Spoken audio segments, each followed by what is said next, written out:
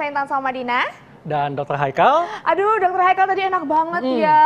Aduh, ini dipijit-pijit refleksi. Aduh, aku seneng banget dipijit refleksi. Apalagi sekarang kayak lagi pegel-pegel gitu. Dingin-dingin ya, hujan-hujan, akan kejahatan nih. Dok, aku mau tanya dong. Katanya emangnya kalau ada bagian titik refleksi yang ditekan terasa sakit, ini berarti ada masalah pada organ tertentu. Itu fakta atau mitos ya, Dok? Nah, pas banget nih. Samping kita sudah ada Dokter Kemas Abdurrahim, spesialis akupunktur.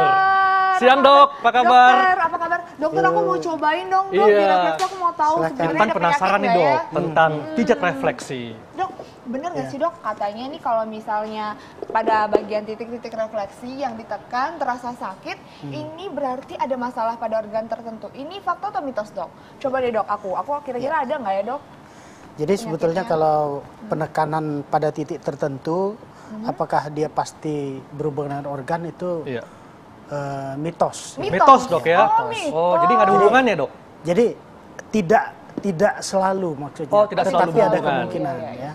Tapi bisa saja karena daerah lokal, bisa juga karena ada masalah di organ ya. Bisa juga. Gitu. Aku coba ya Dok ya, boleh ya Dok? Coba, Boleh, ada boleh, nggak ini penyakitnya? Ya. Wah, kayaknya enak banget Intan ya. Siang-siang kan Aku senang dipijat. banget Dokter Haikal di refleksi. Ini boleh nggak sih satu episode sambil direfleksi? Ini kita coba misal daerah sini Iya. titik refleksi ya.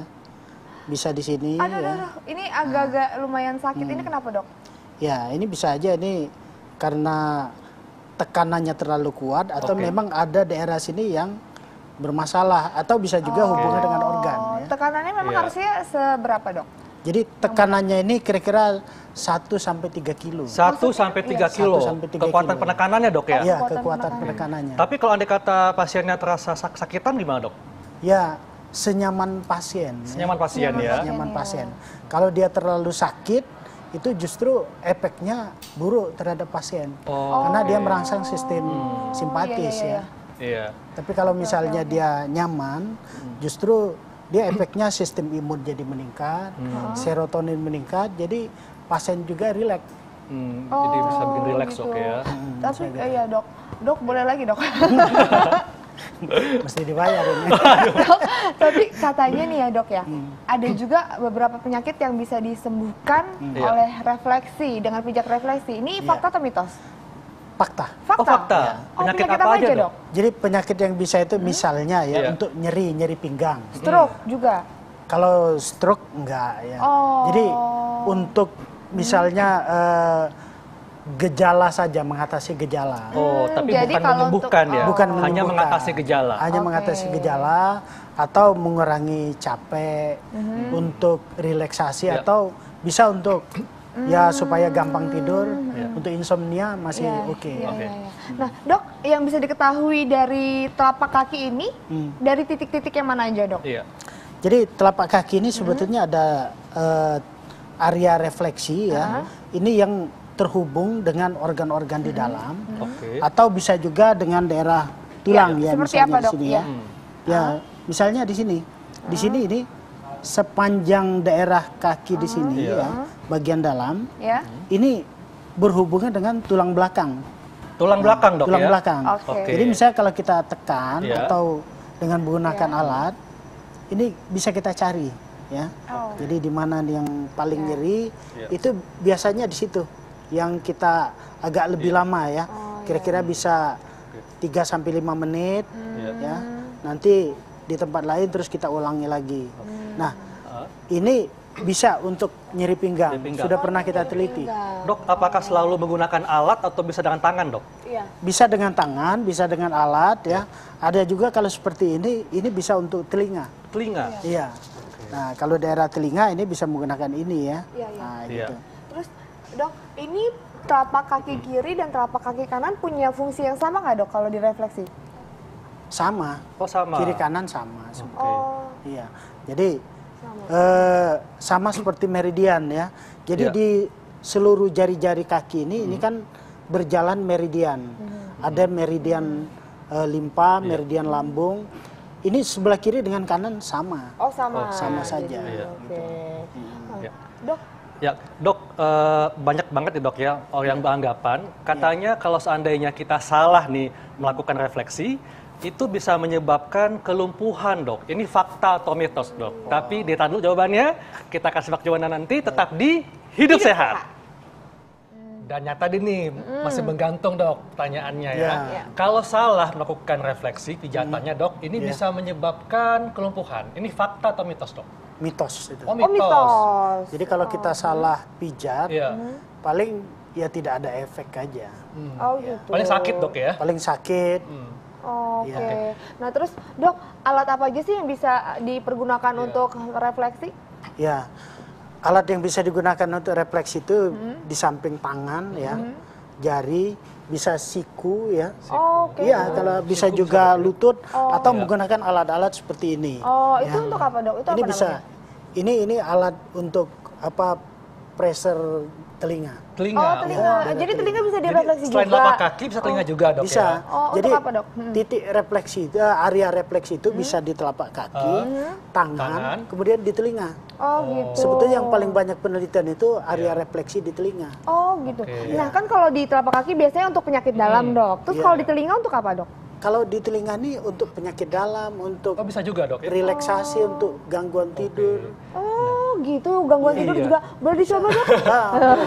Aku penasaran, aku belum pernah, ini pertama kali nih, coba-coba, Dok. Kita sebelum melakukan refleksi ini, aseptik, antiseptik. Harus bersih, Dok, tangannya, Dok, ya? Bersih tangan. Dan alat juga, Dok, ya? Alat juga ya. Ini kita anggap sudah kita itu ya. Ini daerah untuk relaksasi atau gangguan tidur. Oh ini rasanya, pemirsa ini rasanya tuh kayak apa ya, sama kayak ditekan gitu. Tapi kalau ada penyakit biasanya sakit ya? Kalau ada penyakit bisa jadi sakit kalau dia organ ya, atau di daerah setempat kalau dia sakit karena dia radang, itu tidak boleh kita pijat.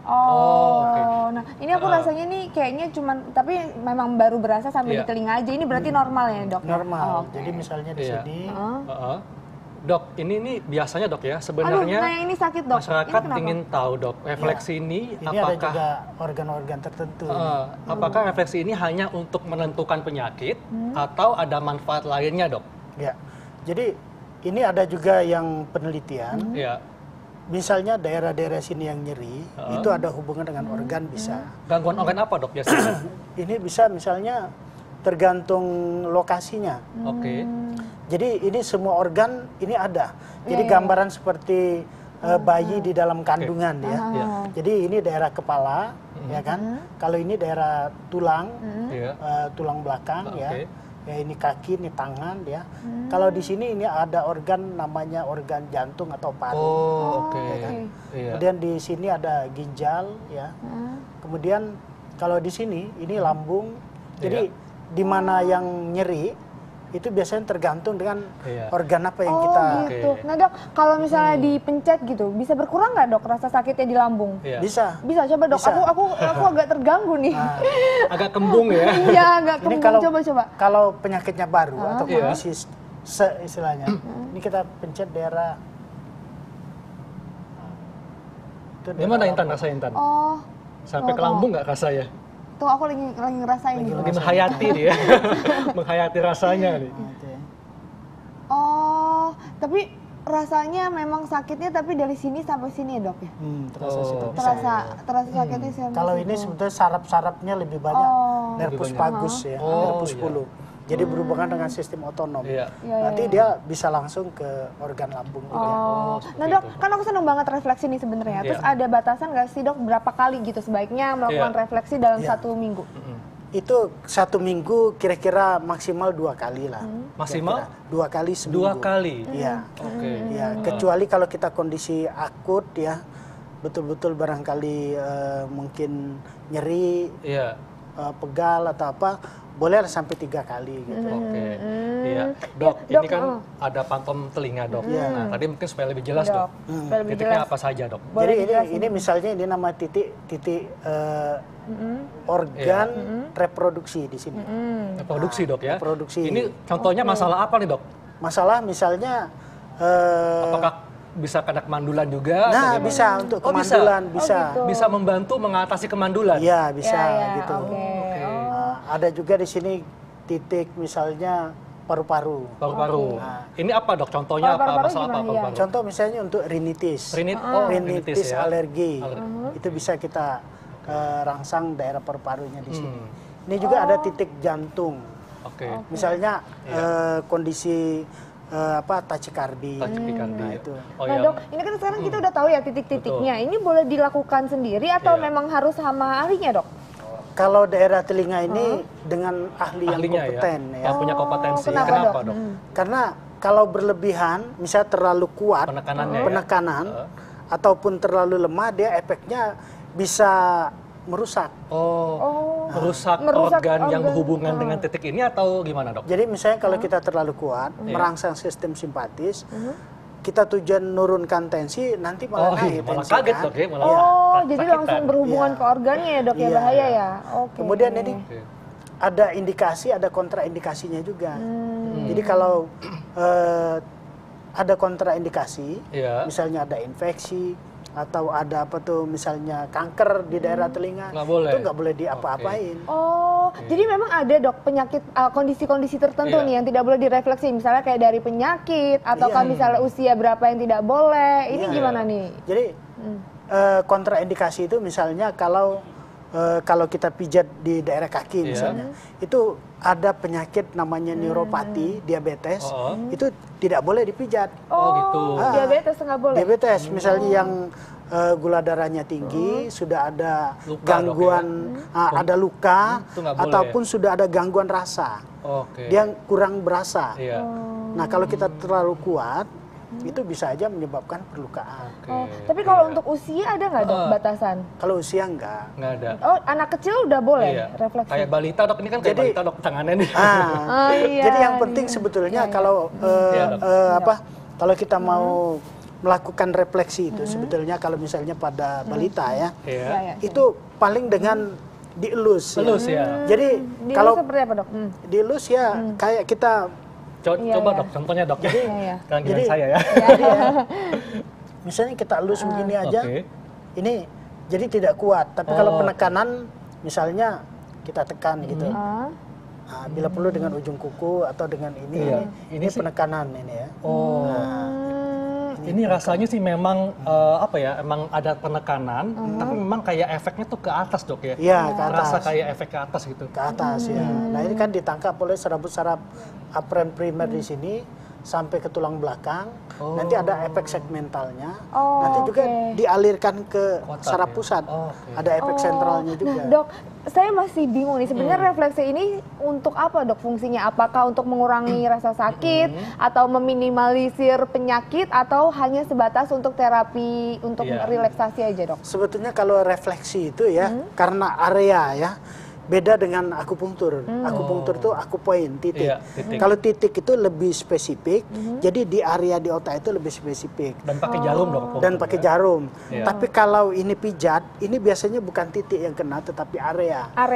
Kalau area itu sebetulnya lebih banyak efeknya hanya kedua lokal dan segmental. Jadi berhubungan dengan sistem saraf otonom dengan daerah lokal.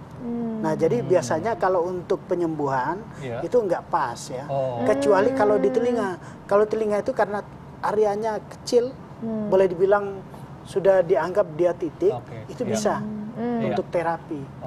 Jadi ini hanya untuk mengatasi gejala, tapi bukan untuk mengobati penyakit dok ya. Nah dok, saya ini kan awam nih dok ya. Apa yang harus saya ketahui untuk melakukan refleksi supaya aman nih? Persiapannya dok apa? Apa aja dok yang harus kita ketahui? Jadi kalau untuk kita pribadi ya supaya aman, pertama di daerah yang kita pijat itu tidak ada cedera, tidak ada infeksi radang atau luka, ya.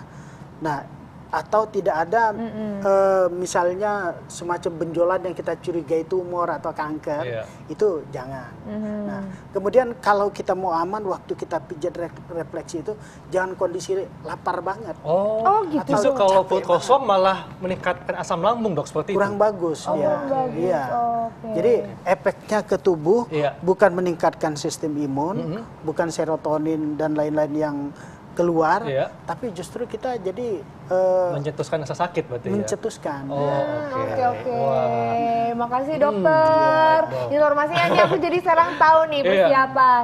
Tapi kayaknya habis refleksi kayak gini enak ya. Minum yang anget-anget nih. Biasanya nih dikasih minuman hangat jahe. Wah, dan aku suka banget. jahe ini ada yang pakai susu, pakai kopi, ditambah gula kan. Wah, itu enak banget. Aku suka banget tuh. Tapi itu bagus nggak sih? Kalau dicampur-campur, campur teh, campur kopi, itu campur susu tuh bagus nggak ya? Kita akan bahas nih saat lagi tetap di Hidup Sehat.